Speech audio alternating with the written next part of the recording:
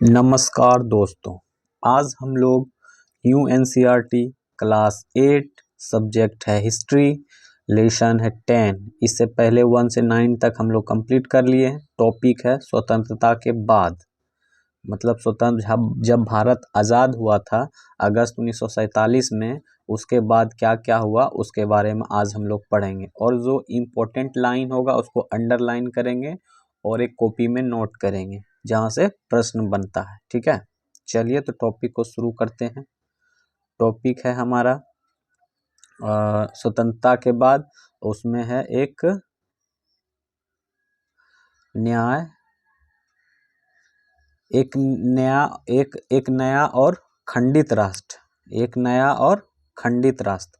तो अगस्त 1947 में जब भारत आज़ाद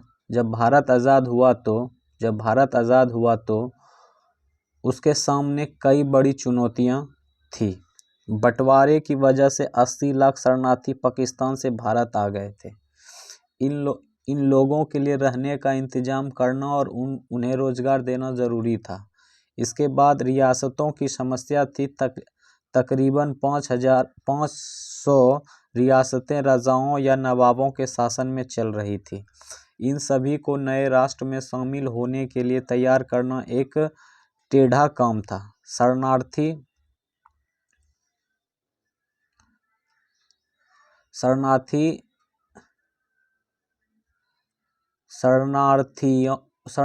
और रियासतों की समस्या पर फौरन ध्यान देना लाजमी था। लंबे दौर में इस नवजात राष्ट्र को एक ऐसी राजनीतिक व्यवस्था भी विकसित करनी थी जो यहाँ के लोगों की आशाओं और आकांक्षाओं को सबसे अच्छी तरह व्यक्त कर सके। चलिए, ये तो पहला चित्र है, ये देख लीजिए। ये चित्र है फर्स्ट, क्या है तो इलाहाबाद में महात्मा गांधी की अस्थियों का विसर्जन फरवरी 1948 में, जब नाथूराम गोडसे ने महात्मा गांधी को गोली मार दिया था। वही जो पाकिस्तान वाले सभी को आने लगे थे तो वो आज़ादी में सहयोग दिए थे। तो वो बोले थे जिसको जाना है जा सकते हैं, जिसको रहना है रह सकते हैं। उसके बजाय में क्या हुआ, नाथूराम गोडसे ने क्या किए थे तो महात्मा जी को गोली मार दिए थे। उसके बाद उसकी अस्थियां को विसर्जन करने के लिए इलाहाबाद में गए थे। कहाँ गए थे तो इलाहाबाद में। कहाँ पे तो उसको देखते हैं। अभी स्वतंत्रता के 6 महीने भी नहीं हुए थे कि सारा राष्ट्र गहरे शोक में पड़ गया। 30 जनवरी 1948 को कट्टर विचार वाले नाथूराम गोडसे ने महात्मा गांधी की हत्या कर दी। वह गांधी जी के इस दृढ़ विश्वास से मतभेद रखता था कि हिंदुओं और मुसलमानों को सद्भावना बनाते हुए इकट्ठे रहना चाहिए। उसी शाम हक्के बक्के राष्ट्र ने आकाशवाणी पर जवाहरलाल नेहरू को भावुक भाषण सुना। दोस्तों साथियों, हमारी जिंदगी रोशनी बुझ गई और चारों तरफ अंधेरा है। हमारे प्रिय नेता राष्ट्रपिता अब नहीं रहे। ठीक है, नाथूराम गोडसे ने क्यों मार दिया, जो एक बात किया था क्या चीज़ का, तो हिंदू मुस्लिम को सद्भावना बनाते हुए इकट्ठा रहना चाहिए। इस वजह से वो क्या थे, एक कट्टर थे, हिंदू कट्टर थे। वो उसका कहना था कि मुस्लिम अलग रहे, हिंदू मतलब पूरा भारत जो है ना एक हिंदू राष्ट्र बन जाए। ठीक है, और मुस्लिम को पूरा पाकिस्तान में पूरा मुस्लिम वहाँ रहे। इस वजह से उसको खराब लगा तो वो क्या किए, मार दिए उनको। और उसके बाद क्या हुआ, आकाशवाणी में आए हक्के बक्के राष्ट्र नेता जवाहरलाल नेहरू, भावुक भाषण सुना। दोस्तों साथियों, हमारी जिंदगी का रोशनी बुझ गई और चारों तरफ अंधेरा है। हमारे प्रिय नेता राष्ट्रपिता अब नहीं रहे। ये कहने वाले कौन थे तो पंडित जवाहरलाल नेहरू। उसके अस्थियों को कहाँ डुबाया गया था विसर्जन, तो इलाहाबाद में। ठीक है, ये सब इम्पोर्टेंट है, सबको याद रखना है, इससे प्रश्न बनता है। चलिए 1947 में भारत की आबादी काफ़ी बड़ी थी। तकरीबन 34.5 करोड़। यह आबादी आपस में बटी हुई थी। इसमें ऊंची जाति और नीची जाति, बल समुदाय और अन्य धर्मों को मानने वाला भारतीय थे। इस विशाल देश के लोग तरह तरह की भाषाएं बोलते थे। उनके पहनावों में भारी फर्क था। उनके खान पान और काम धंधों में भारी विविधता थी। इतनी विविधता वाले लोगों को एक राष्ट्र राज्य के रूप में कैसे संगठित किया जा सकता है। एकता की समस्या के साथ ही विकास भी एक बड़ी समस्या थी।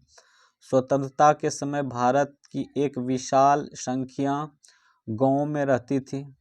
आजीविका के लिए किसान और काश्तकार बारिश पर निर्भर रहते थे। यही स्थिति अर्थव्यवस्था के गैर कृषि क्षेत्रों की थी। अगर फसल चौपट हो जाती तो नाई, बढ़ई, बुनकर और अन्य कारीगर को आमदनी पर भी संकट पैदा हो जाता था। शहरों में फैक्ट्री मजदूर भीड़ पर झुग्गी बस्तियों में रहते थे, जहां शिक्षा या स्वास्थ्य सुविधाओं की खास व्यवस्था नहीं थी। इस विशाल आबादी की गरीबी के चुंगल से निकलने के लिए न केवल खेती की उपज बढ़ाना जरूरी था, बल्कि नए उद्योगों का निर्माण भी करना था, जहां लोगों को रोजगार मिल सके। एकता और विकास की प्रक्रिया के साथ साथ चलना था। अगर भारत के विभिन्न तबकों के बीच मौजूद मतभेद को दूर न किया जाए तो वह हिंसक और बहुत खतरनाक टकरावों का रूप ले सकते थे। लिहाजा ऐसे टकराव देश के लिए महंगे भी पड़ते थे। कहीं ऊंची जाति और नीची जाति के बीच, कहीं हिंदुओं और मुसलमानों के बीच, तो कहीं किसी और वजह से तनाव की आशंका बनी हुई थी। दूसरी तरफ अगर आर्थिक विकास के लाभ आबादी के बड़े हिस्सों तक को नहीं मिलते तो ज़्यादा भेदभाव पैदा हो सकता था। ऐसी स्थिति में अमीर और गरीब, शहर और देहात, संपन्न और पिछड़े इलाकों में फर्क पैदा हो सकता था।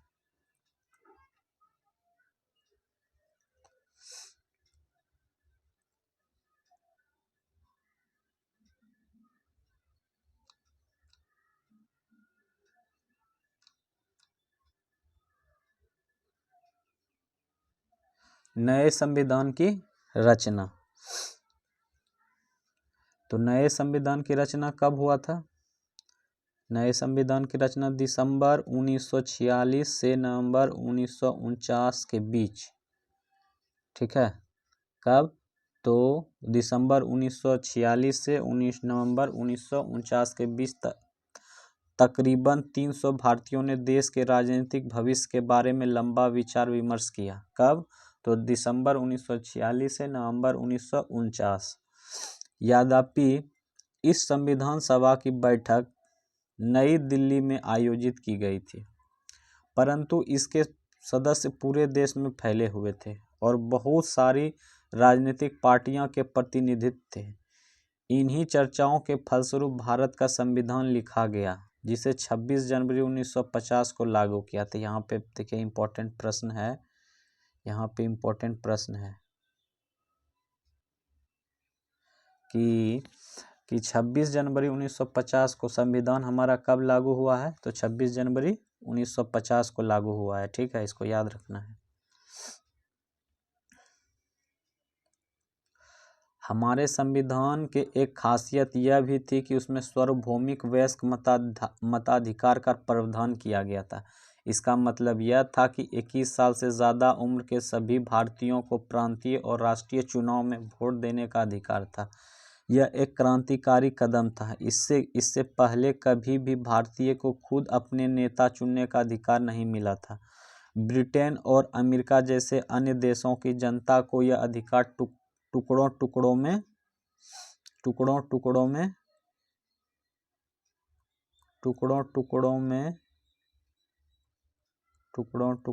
क्या कर दिया था? कर दिया गया था। टुकड़ों टुकड़ों में ही कर दिया गया था। ठीक है, अब है ये गतिविधि, देखते हैं क्या है। तो गतिविधि है कि कल्पना कीजिए कि आप 1947 में भारत से जाने वाले एक ब्रिटिश अफसर हैं। जब भारत आज़ाद हुआ, यहाँ जितना उस पर शासन करता था उसको जाने का पारी आया, तो उसी समय आप अपने घर वालों के नाम खत लिखते हैं, जिसमें आप इस बात की चर्चा कर रहे हैं कि अंग्रेजों की अनुपस्थिति में भारत का क्या होगा, भारत की भविष्य के बारे में आपकी क्या राय होगी। अच्छा ही होगा ना, थोड़ा प्रॉब्लम होगा, ठीक हो जाएगा सब। सार्वभौमिक वयस्क का क्या मतलब होता है? सार्वभौमिक क्या होता है? सार्वभौमिक वयस्क का मतलब क्या होता है? तो सभी वयस्क नागरिक को मत देने का अधिकार। सार्वभौमिक वयस्क का क्या मतलब होता है? तो सभी वयस्क नागरिकों को मत देने का अधिकार। चलिए ये चित्र है 2। ये क्या चीज का है? संविधान के उद्देश्य में रोशनी डालने वाले प्रस्ताव को पढ़ते हुए पंडित जवाहरलाल नेहरू क्या चीज कर रहे हैं? तो संविधान के उद्देश्य पर रोशनी डालने के लिए, मतलब मेन पार्ट पे, उसका मुख्य बात पे फोकस करने के लिए वो पढ़ रहे हैं। ठीक है, ही दिया था। वहाँ सबसे पहले संपन्न पुरुषों को वोट देने का अधिकार मिला। इसके बाद शिक्षित पुरुषों को भी मताधिकार दिया गया। मजदूर पुरुषों को काफ़ी लंबे संघर्ष के बाद यह अधिकार मिला। महिलाओं को सबसे अंत में मताधिकार दिया गया, वह भी लंबे जुझारू संघर्ष के बाद। इसके विपरीत भारत में आज़ादी के कुछ ही समय बाद यह फैसला ले लिया गया था कि सभी स्त्री पुरुषों को यह अधिकार दिया जाएगा, भले ही वह अमीर हो या गरीब, पढ़े लिखे हो या अनपढ़, मतलब सबको वोट देने का समान अधिकार रहेगा। संविधान की दूसरी विशेषता यह था कि उसमें तमाम जातियों, धर्मों या किसी भी तरह के पृष्ठभूमि से संबंध रखने वाले सभी नागरिकों को कानून की नज़र में समान माना गया। भारत के कुछ लोग चाहते थे कि भारत की राजनीतिक व्यवस्था हिंदू आदर्शों आधारित हो और भारत के एक हिंदू देश घोषित किया जाए। कुछ उसका कहना था कि भारत जैसे नाथूराम गोडसे के द्वारा ही कोई होगा कि भारत को पूरा क्या बनाना है, हिंदू देश घोषित करना है। ठीक ना। अपनी बात का समर्थन में उन्होंने पाकिस्तान का उदाहरण दिया, जिसका गठन ही एक खास समुदाय मुसलमानों के हितों की रक्षा के लिए किया गया था। परंतु भारतीय प्रधानमंत्री जवाहरलाल नेहरू का स्पष्ट मत था कि भारत हिंदू पाकिस्तान नहीं बन सकता और ना ही बनना चाहिए। मुसलमान के अलावा भारत में सिख और ईसाई को भी बड़ी संख्या थी। इसके अलावा पारसी, जैन और अन्य धर्मों के लोग भी थे। नए संविधान में इन सभी समुदाय के लोग को भी वह अधिकार दिए गए जो अधिकार हिंदुओं को दिए गए थे। चाहे सरकारी या निजी क्षेत्रों की नौकरियों का सवाल हो या कानून से संबंधित कोई मामला हो, इन सभी समुदाय के लोगों को भी वैसा ही अवसर देने का प्रावधान किया जैसे हिंदुओं को दिया जा रहे थे।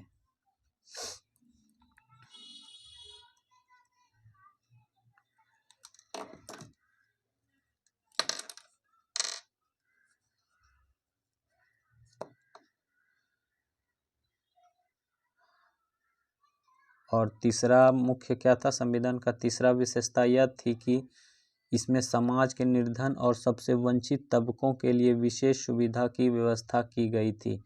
भारत के सम्मान को कलंकित करने वाले छुआछूत के चलन को खत्म कर दिया गया। अब तक हिंदुओं को मंदिर में केवल ऊंची जातियों के लोग ही जाते थे, लेकिन अब उन्हें सभी लोगों के लिए खोल दिया गया। उन्हें अब तक अछूत माना जाता था, अब वे सभी मंदिर जा सकते हैं। एक लंबी बहस के बाद संविधान सभा ने यह भी तय किया कि विधायिका की कुछ सीटें और सरकारी नौकरियों में कुछ हिस्सा निचली जातियों के सदस्यों के लिए आरक्षित किया जाए। कुछ लोगों की दलील थी कि अछूत, जिन्हें उस समय हरिजन कहा जाता था, उम्मीदवारों के पास इतने अंक या शैक्षणिक योग्यता नहीं होती कि वे भारतीय प्रशासनिक सेवा जैसी प्रतिष्ठित नौकरियों में जा सके। परंतु जैसे कि वह संविधान सभा के सदस्य H.N. खांडेकर ने कहा था, किसने कहा था? तो H.J. खांडेकर ने कहा था कि हरिजन को अक्षमता के लिए ऊंची जातियों जिम्मेदार है।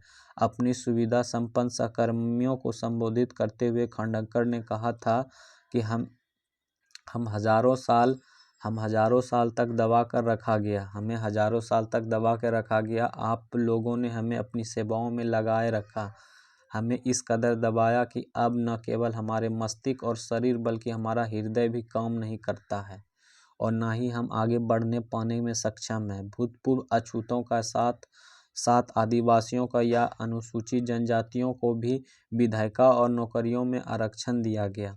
अनुसूचित जातियों की तरह इन भारतीयों को भी वंचित रखा गया था।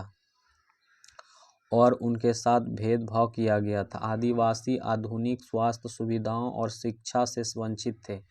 उनकी जमीन और जंगलों पर समुदाय से बाहर के ताकतवर लोगों को कब्जा होता जा रहा था। संविधान से उन्हें जो नए अधिकार मिले, उनका उद्देश्य इस स्थिति में सुधार लाने का था। संविधान सभा के सदस्य ने केंद्र और राज्यों सरकारों की शक्तियों और अधिकारों के बंटवारों पर लंबी चर्चा की। कुछ लोगों का मानना था कि केंद्र के हित सबसे महत्वपूर्ण होने चाहिए।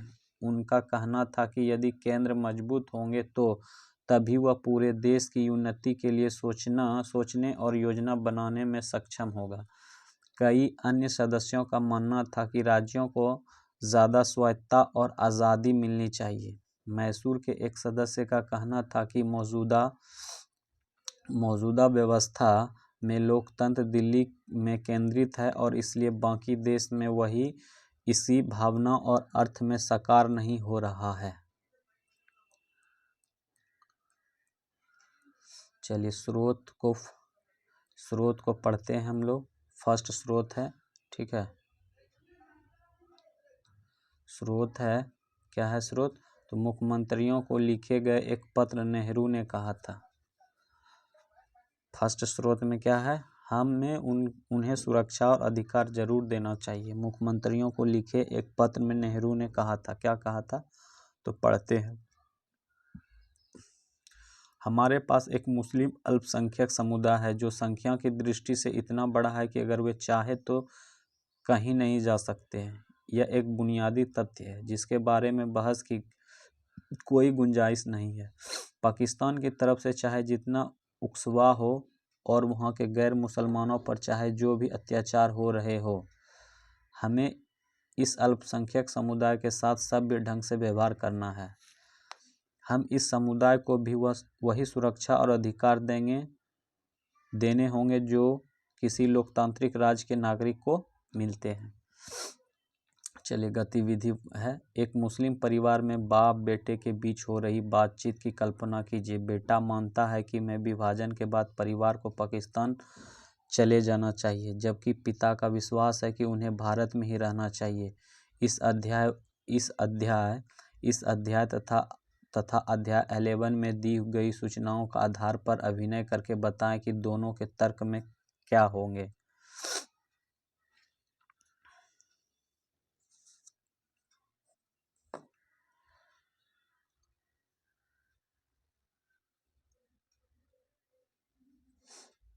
मद्रास के एक सदस्य का आग्रह था कि राज्य स्तर पर लोगों की कुशलक्षेम का प्रारंभिक भार प्रांतीय सरकारों के ऊपर ही होना चाहिए। इन मतभेद को दूर करने के लिए संविधान में विभिन्न विषयों की 3 सूचियां में बांट दिया गया। केंद्रीय सूची, राज्य सूची और समवर्ती सूची। कितने सूची में बांट दिया गया? यहाँ पे प्रश्न बनता है। 3 सूची में बांट दिया गया। कौन? तो केंद्रीय सूची, राज्य सूची और समवर्ती सूची।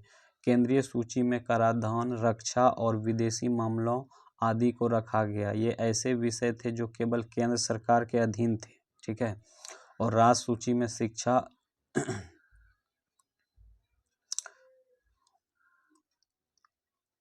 और राज्य सरकार कहाँ गया जी? राज्य सूची में शिक्षा और स्वास्थ्य जैसे विषय के लिए जिनकी जिम्मेदारी मुख्य रूप से राज्य सरकारों के ऊपर थी। लेकिन अब जो शिक्षा और स्वास्थ्य जो है ना, वो समवर्ती सूची में डाल दिया गया है, ठीक है, संशोधन के बाद। और समवर्ती सूची में वन एवं कृषि आदि ऐसे विषयों को रखा गया जिनके बारे में केंद्र और राज्य सरकार दोनों संयुक्त रूप से फैसला ले सकते हैं।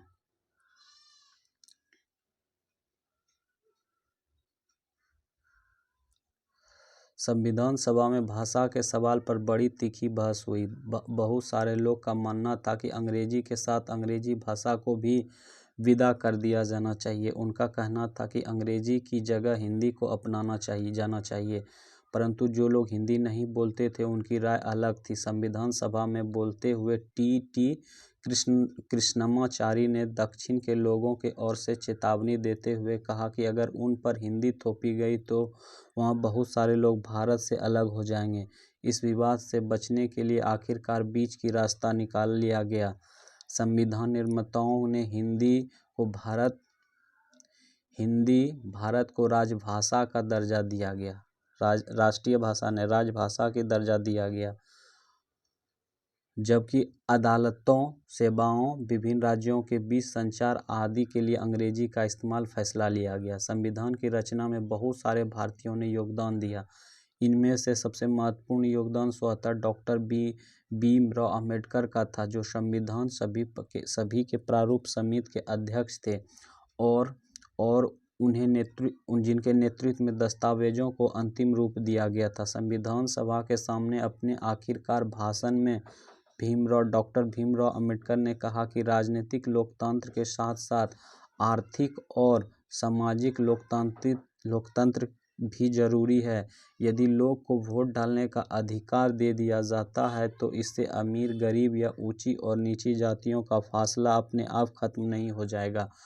उन्होंने कहा कि नए संविधान के साथ साथ भारत अंतर्विरोधों का एक नए युग में प्रवेश करने जा रहा है। राजनीतिक में हमारे पास समानता होगी और सामाजिक व आर्थिक जीवन में हम असमानता की राह पर चलेंगे। राजनीतिक में हम एक व्यक्ति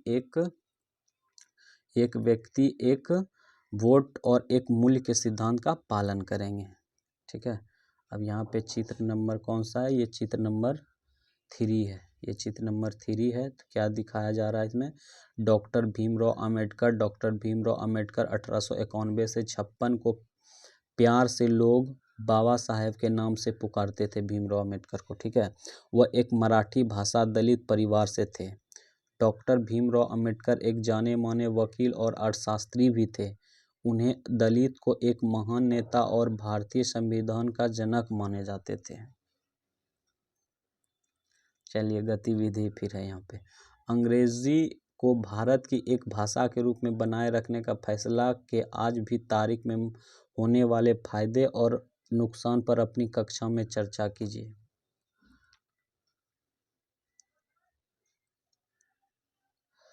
वोट और एक मूल्य के सिद्धांत का पालन करेंगे। इसके विपरीत अपनी सामाजिक एवं आर्थिक संरचना के फलस्वरूप हम सामाजिक और आर्थिक जीवन में एक व्यक्ति एक मूल्य के सिद्धांत को निषेध करते रहेंगे। अब है क्या? तो राज्यों का गठन कैसे किया? राज्यों का गठन कैसे किया जाए? तो राज्यों का गठन कैसे किया जाए? तो 1920 के दशक में स्वतंत्रता संघर्ष के मुख्य पार्टी भारतीय राष्ट्रीय कांग्रेस ने आश्वासन दिया था कि जैसे ही देश आज़ाद हो जाएंगे प्रत्येक बड़े भाषाई समूह को अपना अलग अलग प्रांत होगा। आज़ादी मिलने के बाद कांग्रेस ने इस आश्वासन को पूरा करने के लिए कोई कदम नहीं उठाया, क्योंकि भारत धर्म के आधार पर बढ़ चुका था। इसलिए महात्मा गांधी की तमाम इच्छाओं को और प्रयासों के बावजूद यह स्वतंत्रता एक राष्ट्र को नहीं बल्कि 2 राष्ट्रों को मिल रही थी। देश विभाजन के फलस्वरूप हिंदुओं और मुसलमानों के हुए भीषण दंगों में 10 लाख से ज़्यादा लोग मारे गए थे। ऐसे में चिंता स्वाभाविक थी कि क्या हमारे देश भाषाओं के आधार पर यह तरह के और बंटवारे झेल सकता था? प्रधानमंत्री पंडित जवाहरलाल नेहरू और उप प्रधानमंत्री सरदार वल्लभ भाई पटेल दोनों ही भाषा के आधार पर राज्यों के गठन की नीतियों के विरोध थे। कौन कौन? तो पंडित जवाहरलाल नेहरू और सरदार वल्लभ भाई पटेल। विभाजन के बाद नेहरू ने कहा था कि उपद्रवकारी प्रवृत्तियां सिर उठा रही है, जिन पर अंकुश लगाने के लिए राष्ट्र को शक्तिशाली और एकजुट होना चाहिए, वरना जैसा ही पटेल ने कहा, इस समय भारत की एक पहली आखिरी ज़रूरत यह है कि उसे एक राष्ट्र बनाया जाए। राष्ट्रवाद को बढ़ावा देने वाली हर चीज़ आगे बढ़नी चाहिए और उसके रास्ते में रुकावट डालने वाली हर चीज़ को खारिज कर दिया जाना चाहिए। हमने यह कसौटी भाषाई प्रांतों के सवाल पर अपनाई और इस कसौटी के हिसाब से हमारा राय इस मांग को समर्थन नहीं दिया जा सकता, क्योंकि कांग्रेस के नेता अपने वायदे से पीछे हट रहे थे। इसलिए जगह जगह असंतोष पैदा हुआ। कन्नड़ भाषाई, मलयालम भाषाई और मराठी भाषी सभी अपने अपने राज्यों का इंतजार में थे। सबसे गहरा असंतोष मद्रास प्रेसिडेंसी के तेलुगु भाषा जिले में दिखाई दिया। जब 1952 में आम चुनाव में नेहरू वहां चुनाव प्रचार करने के लिए गए तो लोगों ने उन्हें काले झंडे दिखाया और हमें आंध्र और हमें आंध्र चाहिए का नारा लगाया। उसी साल अक्टूबर में वयोवृद्ध गांधीवादी पट्टियो श्रीलंबू तेलुगु भाषी के हितों में रक्षा के लिए आंध्र राज्य का गठन की मांग करते हुए भूख हड़ताल पर बैठ गए। जैसे जैसे अनशन आगे बढ़ा, बहुत सारे लोग श्रीरामल्लू के समर्थन में आगे आने लगे। जगह जगह लोग हड़ताल करने लगे और जुलूस निकालने लगे।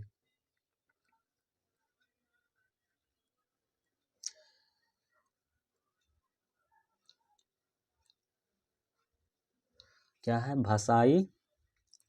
भाषाई मतलब भाषा से संबंधित। भाषाई मतलब भाषा से संबंधित।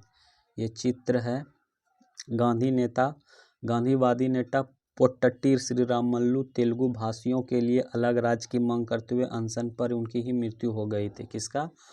तो पोट्टट्टी श्रीरामल्लू तेलुगु भाषाई के लिए अलग राज्य का मांग करने वाला नेता थे।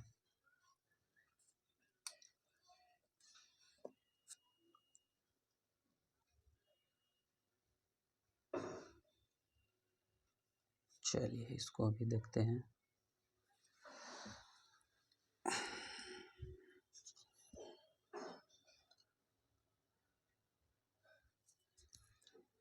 अंठावन दिन के अनशन के बाद 15 दिसंबर 1952 को पोट्टट्टी श्रीरामल्लू का देहांत हो गया। कितना? 58 दिन के अनशन। जैसा ही एक अखबार में लिखा था कि श्रीरामल्लू के देहांत की खबर ने पूरे आंध्रा को अस्त व्यस्त कर डाला। विरोध इतना व्यापक और गहरा था कि केंद्र सरकार की आखिरकार यह मांग माननी पड़ी। इस तरह 1 अक्टूबर 1953 को आंध्र के रूप में एक नए राज्य का गठन हुआ, जो बाद में आंध्र प्रदेश बना। आंध्र की स्थापना के बाद अन्य भाषाई समुदाय भी अपने आप अलग राज्यों की मांग करने लगे। फलस्वरूप एक राज्य पुनर्गठन आयोग की गठन किया गया, जिसने 1956 में अपनी रिपोर्ट सरकार को सौंप दी। आयोग ने सुझाव दिया कि असमिया, बंगाल, उड़िया, तमिल, मलयालम, कन्नड़ और तेलुगु भाषाओं के लिए अलग अलग प्रांतों का गठन करने का उद्देश्य से जिलों और प्रांतों की सीमाओं को पुनः तय किया जाए। उत्तर भारत के विशाल हिंदी भाषी क्षेत्रों को बांटकर कई राज्यों बना दिए गए। कुछ समय बाद 1960 में मुंबई प्रांत के मराठी और गुजराती भाषाई 2 अलग राज्यों में बांट दिया गया। 1966 में पंजाब का विभाजन हुआ और हरियाणा को अलग राज्य के रूप में मान्यता दी गई। पंजाब में पंजाबी भाषाइयों जिनमें से ज़्यादातर सिख थे और हरियाणा में हरियाणवी या हिंदी बोलने वाले एक बहुतायत था। राज्यों का गठन। चित्र नंबर 5 देखिए। 14 अगस्त 1947 से पहले भारतीय प्रांत की रियासतें, पिंक कलर में रियासतें हैं और ये थोड़ा ग्रे ब्रिटिश भारत है। ठीक है, तो ये क्या है? भाषाई राज्यों का गठन। भाषा के आधार पर राज्यों का गठन हो रहा था। ठीक है, ये भी पिंक में क्या है? भूतपूर्व रियासतें और अन्य राज्य। ये 5 का क था, ये 5 का ख है। ख में क्या है? तो 1 नवंबर 1956 से पहले भारतीय राज्य कितना था? 1 नवंबर 1956 से पहले उत्तर प्रदेश, मध्य प्रदेश, उड़ीसा, पश्चिम बंगाल, राजस्थान, अजमेर, मेवाड़, बहुत तरह के थे। ठीक है, तो यहाँ क्या है? जब रियासतों के शासक भारत अथवा पाकिस्तान से जुड़ने के लिए मान गए या फिर हरा दिए गए तो उनकी रियासतें खत्म हो गई। परंतु 31 अक्टूबर 1956 तक कोई ऐसी रियासतें को प्रशासनिक इकाइयों के रूप में बनाए रखा गया। इसलिए 1947-48 से 31 अक्टूबर 1956 की कालावधि के लिए इन्हें भूतपूर्व रियासतें कहा गया। ये क्या है? 5 का ग नंबर में क्या कहा गया है कि 1975 में भारतीय राज्य, 1975 में भारतीय राज्य, ये वाला। ठीक है, यहाँ पे ख भी देख लेते हैं गतिविधि में क्या है। तो चित्र 5 का क, ख, ग को देखे। ध्यान दे कि चित्र ख में रियासतें दिखाई नहीं दे रही है। उन राज्यों को पहचाने जिनका 1956 के बाद गठन किया गया था। उन राज्यों का कौन सी भाषाएं थे? अपना लोकल लैंग्वेज थी उन लोगों का। ठीक है, और ये है चित्र नंबर 6 है। महानदी पानी को रोकने के लिए बनाया गया पुल। ये जो पुल बनाया गया है चित्र नंबर 6 जो है, महानदी के पानी को रोकने के लिए बनाया गया पुल। स्वतंत्र भारत में पुल और बांध विकास का प्रतीक बन गए थे।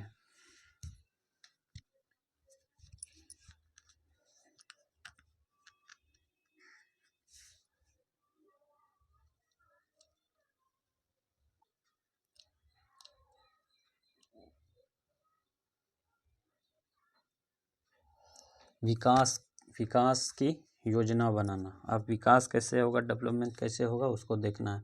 भारत और भारतीयों को गरीबी से मुक्त कराने का और आधुनिक तकनीकी एवं औद्योगिक आधार निर्मित करना नए भारत का एक बड़ा लक्ष्य था। ठीक है। 1950 में सरकार ने आर्थिक विकास के लिए नीतियां बनाने और उनको लागू करने के लिए एक योजना आयोग का गठन किया। इस बारे में ज़्यादातर सहमत थी कि भारत मिश्रित अर्थव्यवस्था के रास्ते पर चलेगा। राज्य और निजी क्षेत्र दोनों ही उत्पादन बढ़ाने का, रोजगार पैदा करने में महत्वपूर्ण और परस्पर पूरक भूमिका अदा करेंगे। किस क्षेत्र की क्या भूमिका होगी, अर्थात कौन सा उद्योग सरकार द्वारा, कौन सा उद्योग बाजार द्वारा यानी निजी उद्योगपतियों द्वारा लाए जाएंगे, विभिन्न क्षेत्रों और राज्यों के बीच किस तरह का संतुलन बनाया जाएगा, इन सब को परिभाषित करना योजना का काम था।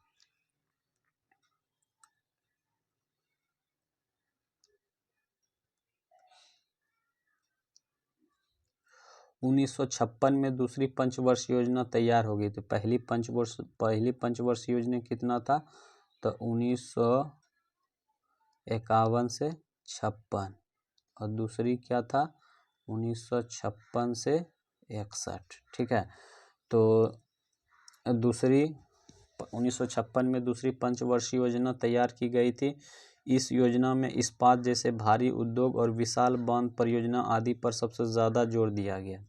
ये काम सरकारी नियंत्रण के अंतर्गत रखे गए। भारी उद्योग पर यह जोर और अर्थव्यवस्था की राज्य नियंत्रण की कोशिश अगले कुछ दशकों तक आर्थिक नीति को प्रभावित करती रही। इस पद्धति के बहुत सारे समर्थक थे तो कुछ मुख्य विरोधी भी थे। कुछ लोगों को लगता था कि इस प्रणाली में खेती पर पर्याप्त जोर नहीं दिया जा रहा है। ठीक है, ये देख लिए थे। अब यहाँ पे क्या है, राज्य सरकार से संबंधित। ध्यान दें कि राज्य शब्द या अर्थ देश के विभिन्न राज्यों या प्रांतों से नहीं है। ठीक है, राज्य का मतलब है कि सरकार से संबंधित। क्या है, सरकार से संबंधित। ध्यान दें कि राज्य शब्द का अर्थ देश के विभिन्न राज्यों या प्रांतों से नहीं है, राज्य अलग होता है। ठीक है, राज्य का मतलब सरकार से संबंधित है। ये चित्र 7 है, गांधी सागर बांध पर चल रहा काम। गांधी सागर बांध पर चल रहा है काम। गांधी सागर बांध कहाँ है, तो मध्य प्रदेश स्थित चंबल नदी पर बनाए गए हैं। कहाँ है, मध्य प्रदेश के स्थित चंबल नदी पर बनाए गए। 4 बांधों में से यह पहला था। इसका निर्माण 1960 में पूरा हुआ था। चंबल बांध का निर्माण कब हुआ था, तो 1960 में हुआ था। ठीक है, यही है बांध। अब स्रोत 2 को हम लोग देखेंगे। स्रोत 2 क्या है, ठीक है,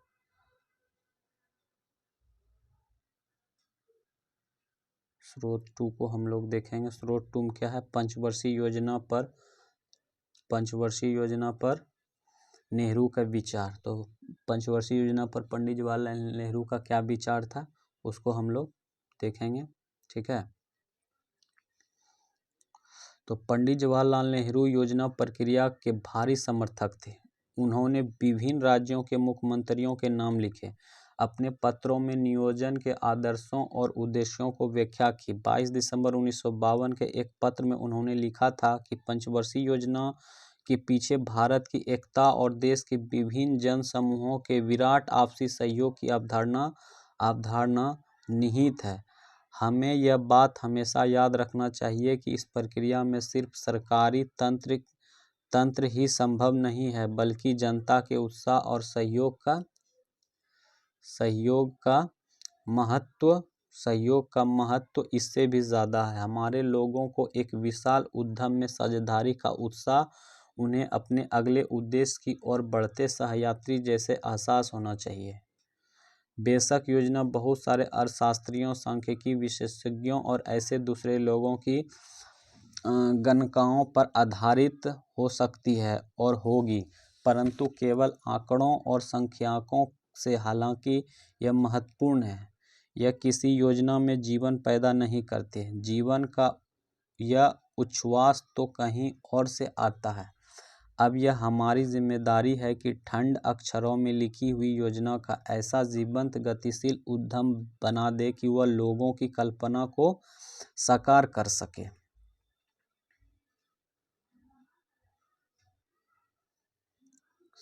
सके। अब यहाँ ये क्या है, तो ये चित्र नंबर 8 है। चित्र नंबर 8 क्या चीज़ को दर्शा रहा है? ये चित्र नंबर 8 है, ये भिलाई इस्पात संयंत्र में पंडित जवाहरलाल नेहरू। भिलाई कहाँ है? तो रूस में। भिलाई संयंत्र रूस के सहयोग से बनाया गया, लेकिन ये कहाँ है? उड़ीसा में है। ठीक है। भिलाई स्थित इस्पात कारखाने की स्थापना 1959 में तत्कालीन सोवियत संघ की सहायता से की गई थी। उसको पहले सोवियत संघ कहते थे रूस में। और ये भिलाई कहाँ है? तो ये छत्तीसगढ़ के पिछड़े ग्रामीण कारखाना, अच्छा छत्तीसगढ़ में, भिलाई छत्तीसगढ़ में। ठीक है, सहायता से की गई थी। छत्तीसगढ़ के पिछड़े ग्रामीण इलाकों में स्थित यह कारखाना आधुनिक भारत के विकास का एक महत्वपूर्ण प्रतीक बन गया। तो ये जो है ना, ये भिलाईगढ़ छत्तीसगढ़ में है। ठीक है, ये पंडित जवाहरलाल नेहरू ने लिखे थे। भिलाई संयंत्र ये रूस के सोवियत संघ रूस के सहायता से ये बनाया गया था। अब क्या, कुछ लोगों का कहना था कि प्राथमिक शिक्षा का उपेक्षा हो रही है। कुछ लोगों का कहना है कि प्राथमिक शिक्षा की उपेक्षा हो रही है। कुछ अन्य लोगों का मानना था कि आर्थिक नीतियों के कारण पर्यावरण पर पड़ रहे प्रभावों पर उचित ध्यान नहीं दिया गया है। महात्मा गांधी की अनुयायी जो थे मीरा बहन 1949 में लिखा था कि विज्ञान और मशीनरी के द्वारा उसे मानवता को कुछ समय तक भारी फायदा हो सकता है, लेकिन आखिरकार तबाही ही मिलेगी। हमें कुदरत के संतुलन को अध्ययन करके उसके नियमों के हिसाब से अपनी ज़िंदगी चलानी चाहिए। तभी हम स्वस्थ और नैतिक रूप से सभ्य प्रजाति के रूप में जीवित रह पाएंगे। मतलब कहना था कि आदमी को अपने से काम करना चाहिए। हर चीज़ मशीनी के द्वारा नहीं करना चाहिए। इससे क्या होगा, हम बीमार पड़ सकते हैं। प्लस में जैसे कि मान लीजिए पहले गांव में क्या होता था, सभी के घर में मसाला पीसने के लिए क्या चीज़ का उपयोग करते थे, तो पत्थर का वो होता था, उस पर मसाला पिसाया जाता था। अब क्या होता है, सभी घर में मिक्सर है। तो उसमें यही दिक्कत हो रहा है कि कोई काम वर्क नहीं कर रहा है, सबसे ज़्यादा बीमारी फैल रहा है, बीमार पड़ रहे हैं इंसान। इसलिए कह रहा था कि मशीनी तकनीकी पे ज़्यादा आश्रित नहीं होना चाहिए, ये बाद में तबाही के कगार पे ले जाएगा। ठीक है, इसलिए हम लोग को संतुलन के साथ रहना चाहिए। क्या मीरा बहन का यही मानना सही था कि विज्ञान और मशीनरी मानव सभ्यता के लिए समस्या खड़ी कर देंगे? बिल्कुल। इस बात पर हमने अपने कक्षा में चर्चा कीजिए। इस चर्चा के लिए आप औद्योगिक प्रदूषण और जंगलों के विनाश से हमारी दुनिया पर पड़ रहे प्रभावों जैसे उदाहरणों के बारे में सोच सकते हैं। एक स्वतंत्र विदेश नीति का चाह, कितना पेज है एक बार जरा देख लेते हैं, अब ज़्यादा नहीं है। ये चित्र 9 है। क्या चीज़ का चित्र, पहले देख लेते हैं। ये स्वतंत्र राष्ट्र में पंडित जवाहरलाल नेहरू और कृष्णा मेनन 1952 से 1962 के बीच संयुक्त राष्ट्र में भारतीय प्रतिनिधि मंडलों के नेतृत्व किया और गुटनिरपेक्ष की क्षमता नीति के पक्ष में आवाज़ उठाई थी। कौन? कृष्णा मेनन। 1952 से 1960 में क्या हुआ, संयुक्त राष्ट्र के भारतीय प्रतिनिधित्व रह गए थे। ठीक है,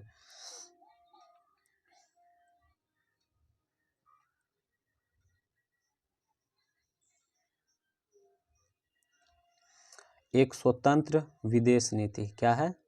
एक स्वतंत्र विदेश नीति की चाह।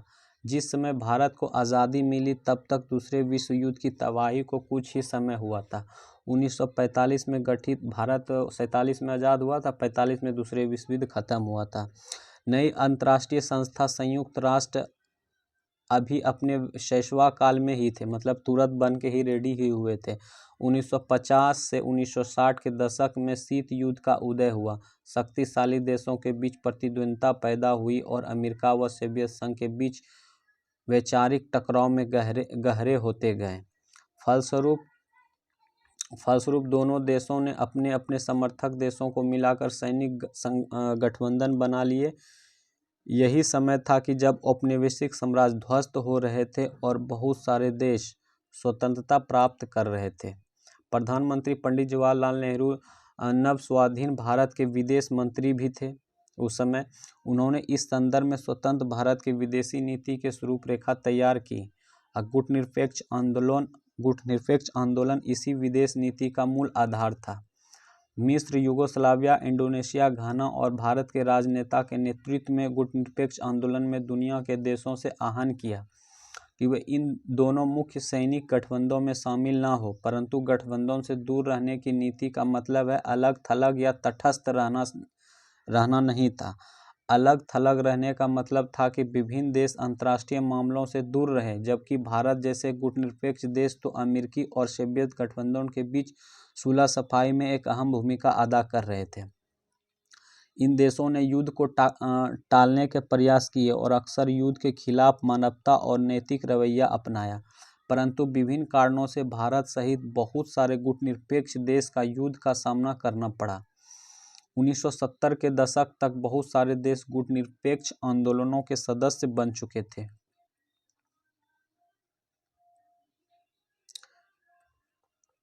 अब यहाँ देखिए, ये चित्र नंबर क्या है, 10 है। चित्र नंबर 10 है, ये क्या है, तो बांडुंग इंडोनेशिया में एशिया और अफ्रीका के नेताओं की बैठक 1955 में। कहाँ, तो बांडुंग और इंडोनेशिया, एशिया और अफ्रीका के नेताओं।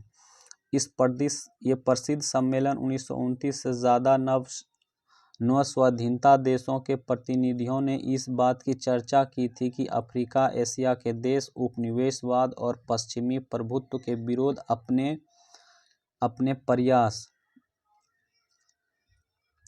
प्रयास किस तरह जारी रख सकते हैं।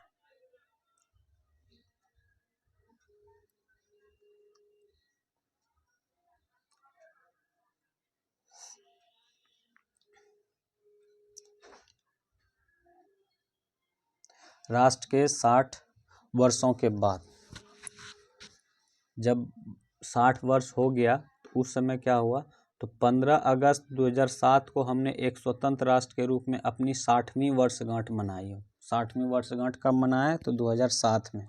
भारत कब आज़ाद हुआ था तो 1947 में।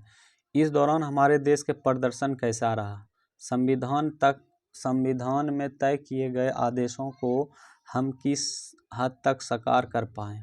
भारत अभी भी एक और लोकतांत्रिक राह पर चल रहा है, यह गर्व करने लायक उपलब्धि है। बहुत सारे विदेशी प्रक्षेपों का मानना था कि भारत एक देश के रूप से ज़्यादा समय तक टिक नहीं पाएगा।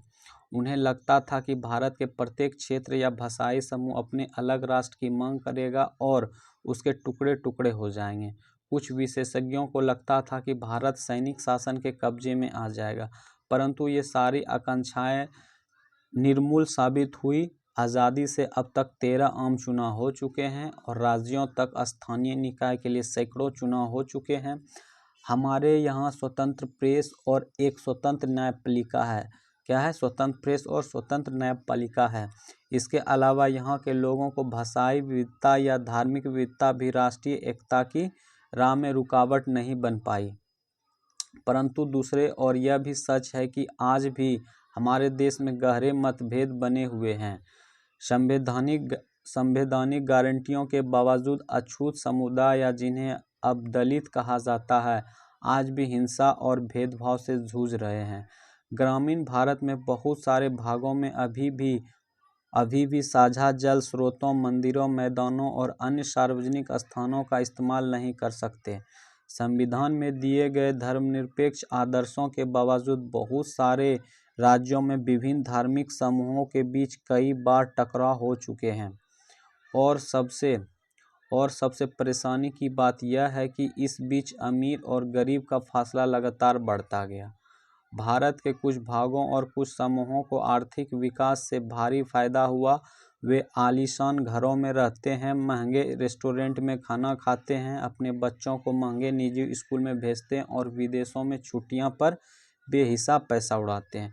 दूसरी ओर बहुत सारे लोग आज भी गरीब रेखा से नीचे है। शहरी झुग्गी बस्तियों या बंजर देहात में रहने वाले ऐसे बहुत सारे लोग अपने बच्चों को स्कूल भी नहीं भेज पाते हैं। हमारा संविधान कानून की नज़र में सबको बराबर मानता है, लेकिन असली ज़िंदगी में कुछ भारतीय औरों के मुकाबलों में ज़्यादा बराबर है। स्वतंत्रता के समय तक की कई कसौटी के हिसाब से देखें तो भारतीय गणतंत्र बहुत बड़ी सफलता का दावा नहीं कर सकता है, लेकिन यह भी सच है कि वह विफल नहीं हुआ है। ये चित्र है, ये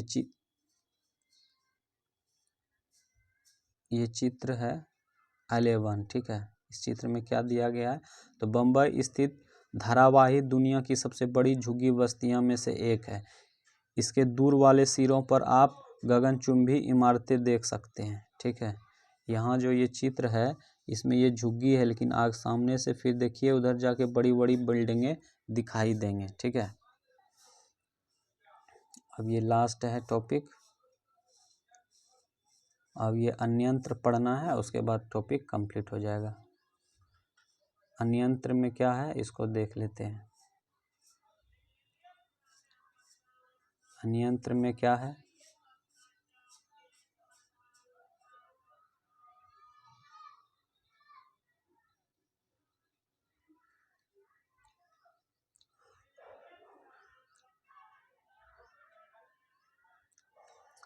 श्रीलंका में क्या हुआ। अन्यंत्र में पढ़ना अलग से कि श्रीलंका में क्या हुआ था। श्रीलंका के बारे में थोड़ा सा जानना है कि श्रीलंका में क्या क्या उस समय हुआ, क्या था नहीं था। तो 1956 में जिस समय भारत में भाषा के आधार पर राज्यों का पुनर्गठन किया जा रहा था, कब 1956 में, तो उसी समय श्रीलंका तत्कालिक नाम सीलोन था उसका। उस समय श्रीलंका को पहले सीलोन के नाम से जाने जाते थे। इस संसद ने एक कानून पारित करके सिंहला भाषा को देश की राजभाषा का दर्जा दे दिया। कौन सी? सिंहला भाषा का। इस कानून के जरिए सिंहला भाषा को सभी सरकारी स्कूल, कॉलेज, सरकारी परीक्षाओं, अदालतों की भाषा बना दिया गया। श्रीलंका के उत्तर में रहने वाले तमिल भाषी अल्पसंख्यकों ने इस नए कानून को विरोध किया। एक तमिल सांसद ने कहा कि जब आप मुझसे मेरी भाषा छीन लेते हैं तो आप मेरा सब कुछ मुझसे छीन लेते हैं। एक और नेता ने चेतावनी दी, आप सीलोन को बांटना चाहते हैं, निश्चित रहिए, मैं आश्वासन देता हूं कि आपको एक विभाजित सीलोन ही मिलेगा। सिंहला भाषी एक विपक्षी सदस्य ने कहा कि अगर सरकार अपना रुख नहीं बदलती है और इस कानून पर अड़ी रही तो इस छोटे देश में दो टूटे फूटे रक्त रंजित देश भी पैदा हो सकते हैं। पिछले कई दशकों से श्रीलंका में गृह युद्ध चल रहा है जो इसी कारण पैदा हुआ है। वह तमिल भाषी अल्पसंख्यकों में सिंहला भाषा थोपी जा रही है और एक अन्य दक्षिण एशियाई देश पाकिस्तान भी इसलिए दो टुकड़ों में बंट गया कि क्योंकि पूर्वी पाकिस्तान के बंगला भाषी लोगों को लगता था कि पाकिस्तान में उनकी भाषा को दबाया जा रहा है। इसके विपरीत भारत एकीकृत राष्ट्र के रूप में कामयाब हो रहा है, कुछ हद तक इसलिए यह बहुत सारी क्षेत्रीय भाषाओं को फलते फूलते का मौका दे दिया गया। अगर हिंदी को उसी तरह दक्षिणी भारत में थोप दिया जाता तो उसी तरह पूर्वी पाकिस्तान में उर्दू या उत्तरी श्रीलंका में सिंहला भाषा को थोप दिया गया था तो शायद भारत भी गृह युद्ध के उलझन में बिखर जाता। पंडित जवाहरलाल नेहरू और सरदार वल्लभ भाई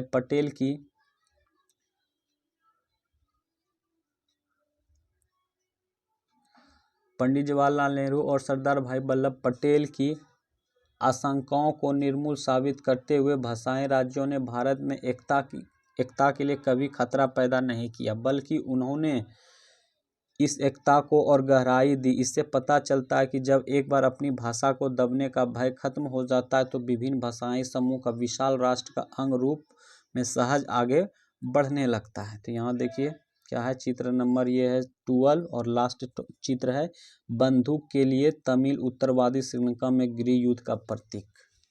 मतलब बंदूक में जो है ना श्रीलंका में युद्ध हो गया था तमिल भाषा सिंगली भाषा के लिए, जबकि तमिल भाषा वो तमिल चाहते थे कि सब मिलजुल के अपना भाषा को चलाएं, ये नहीं कि अपना अपना लैंग्वेज रहे।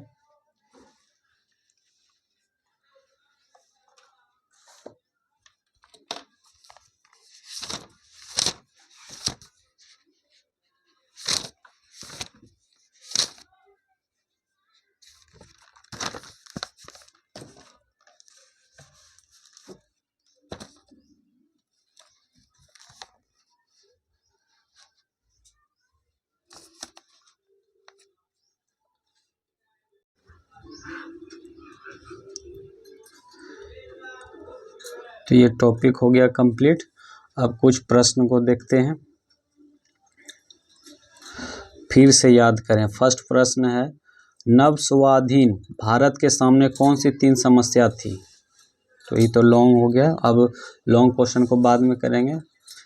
फिल इन द ब्लैंक प्रश्न को देखते हैं, रिक्त स्थानों को भरें।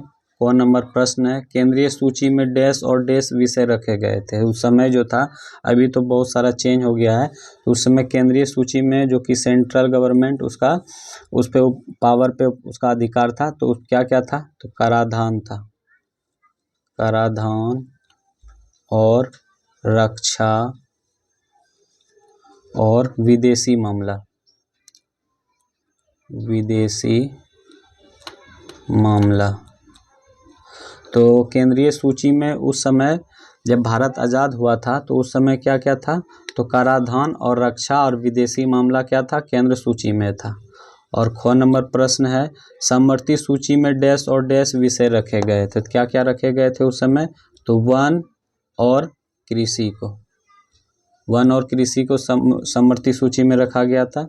गौ नंबर क्या है, वह आर्थिक योजना जिसमें सरकारी और निजी दोनों क्षेत्रों का विकास में भूमिका दी गई थी उसे कौन सा मॉडल कहा जाता था, मिश्रित अर्थव्यवस्था कहते थे। कौन सा, तो मिश्रित मॉडल कहते थे, मिश्रित मॉडल कहते थे।